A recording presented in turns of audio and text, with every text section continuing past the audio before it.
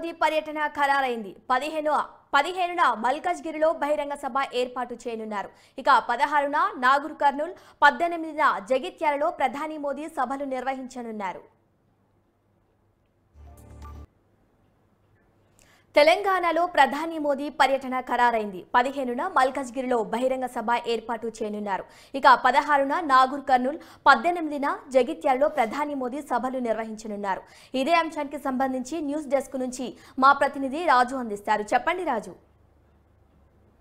భారత ప్రధానమంత్రి నరేంద్ర మోడీ తెలంగాణ పర్యటన మరోసారి ఖరారైంది. ఇటీవలే ఆయన 2 రోజుల పాటు తెలంగాణ రాష్ట్రంలో పర్యటించడం జరిగింది. గత కొద్ది రోజుల్లోనే వారం 10 రోజుల లోపలనే మళ్ళీ మరొకసారి తెలంగాణ పర్యటన ఖరారైంది. లోక్సభ ఎన్నికలు సమీపిస్తున్న వేళ బీజేపీ తెలంగాణపై ఫుల్ కాన్సన్ట్రేషన్ చేసిందని చెప్పేసి కూడా మనకు అర్థమవుతోంది.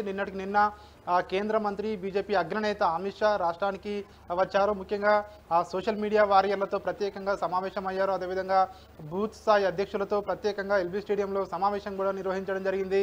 అదేవిధంగా బీఆర్ఎస్ పార్టీపై, కాంగ్రెస్ పార్టీపై విమర్శనాస్త్రాలు అయితే సంధించడం జరిగింది. మరోవైపు ఎంఐఎం పార్టీపై కూడా అమిత్ షా తీవ్ర విమర్శలు చేసిన పరిస్థితి మనం చూసాం.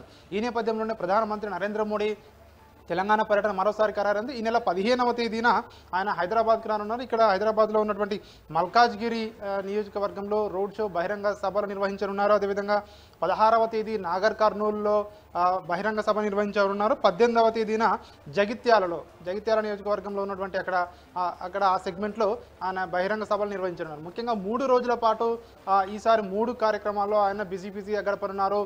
ఇటీవలే 15,000 కోట్లకు పైగా పలు అభివృద్ధి పనులకు శంకుస్థాపన చేసిన ప్రధానమంత్రి నరేంద్ర మోడీ ఈసారి పూర్తిగా ఎన్నికల దగ్గరలో ఉన్నాయి కాబట్టి పూర్తిగా ఎన్నికల్లో ప్రచారం కోసం ప్రత్యేకంగా రానున్నారు. ముఖ్యంగా ఇప్పటికే దీనికి సంబంధించి ఏర్పాట్లను కూడా ఇటు బీజేపీ శ్రేణులు అయితే పార్టీ నేతలు కూడా చూస్తూ ఉన్నారు.